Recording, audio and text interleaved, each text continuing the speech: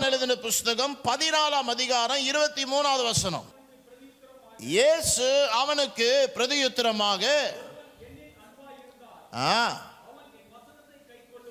எல்லாரும் சொல்லுங்க, ஒருவன் என்னில் அன்பாயிருந்தால் வேதத்தை முத்தமிடுவான். சொல்லலையே, முழங்காலிலே படியிட்டு இயேசுவே உம்மை நான் முத்தமிடுகிறேன் என்று கத்துவான். சொல்லல. உபவாசிக்கிறவனே என்று சொல்லல. என்ன சொல்லி இருக்கிறது? ஒருவன் என்னில் அன்பு கூறுவான் என்றால் அவன் எல்லாம் சொல்லுங்க, வசனத்தை கை கொள்ளுவான்.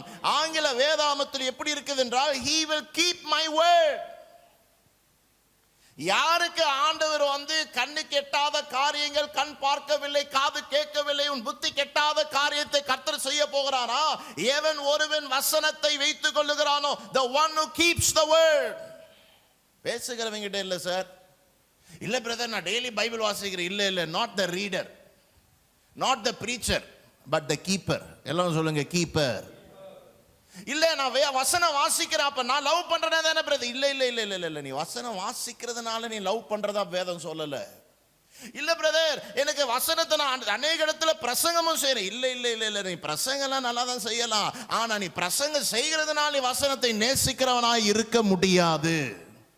நீ பிரசங்கியாரா இருந்தாலும், இல்ல நீ பாஸ்டரா இருந்தாலும், இல்ல நீ தீர்க்கதரிசியாவே இருந்தாலும், நீ தீர்க்க தரிசனம் சொல்றதுனால கர்த்தரை நீ நேசிக்கிறதாக மாறாது. தமிழ் வேதாகமத்தில் அற்புதமா வருது பாருங்க, எவன் ஒருவன் கை கொள்ளுகிறானோ. ஹல்லேலூயா. அது மறுபடியும் வாசிங்க அந்த வார்த்தையை. இயேசு அவனுக்கு பிரதியுத்தரமாக, ஒருவன் என்னில் அன்பாயிருந்தால்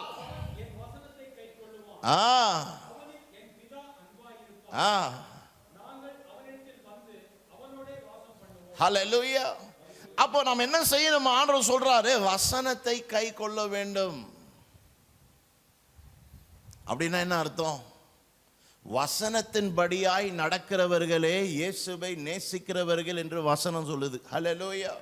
நீங்கள் பார்க்காத காரியங்கள், கேட்காத காரியங்கள், யோசியாத இடங்களில் கர்த்தர் காரியங்களை நடப்பிக்கணும் நீங்க நினைச்சீங்கன்னா, வசனம் என்ன சொல்லுகிறதோ அதை அப்படியே செய்யுங்க. பயப்படாதேன்னு சொன்னா பயப்படாதீங்க. நான் உன்னை சுகமாக்கினேன் ஆண்டவர் சொன்னா, பலவீனமா இருக்கும் போது நான் சுகமானேன்னு சொல்லுங்க. ஹல்லேலூயா. நான் உனக்கு ஜீவனை கொடுப்பேன் ஆண்டவர் வசனத்தின் மூலியமாய் சொன்னா, டாக்டர் இல்லப்பா இந்த வியாதி ரொம்ப டெவலப் ஆயிட்டே இருக்கும், நிறைய சைடு எஃபெக்ட் இருக்குது இந்த மெடிகேஷன்ல சொன்னாலும், உங்க மனசு என்ன சொல்லணும்? வசனம் சொல்லுது, ஆண்டவர் என்னோடு சொல்லிட்டாரு, நாம் சதா காலமும் வாழ்ந்து தேவனுடைய சித்தத்தை நிறைவேற்றும் அளவு இந்த உலகத்தில் நான் வாழ்வேன். இதுதான் வசனத்தை கை கொள்ளுவது. ஹல்லேலூயா. இதை நீங்க சொல்ல சொல்ல சொல்ல, இந்த வசனத்தின்படி நடக்க நடக்க நடக்க, இதற்கு என்ன அர்த்தமா? நீங்கள் கர்த்தரை நேசிக்கிறீர்கள் என்ற அர்த்தம். ஹல்லேலூயா. அப்படி நேசிக்கும் போது உங்களுக்கு வருகிற பலன் என்னவா? நீங்க சின்ன வீடு வாங்கணும்னு யோசிப்பீங்க, ஆனா ஆண்டவர் உங்களுக்கு ஒரு பட்டணத்தையே கொடுப்பார். ஹல்லேலூயா. நீங்க எக்கனாமில போகணும்னு யோசிப்பீங்க, ஆண்டவர் உங்களுக்கு ஒரு சொந்த ஜெட்டே கொடுப்பார். ஹல்லேலூயா. நீங்க ஒரு சொக்கா வாங்கணும்னு நினைப்பீங்க, ஆண்டவர் ஒரு ஜவுளி கடையே கொடுப்பார். ஹல்லேலூயா.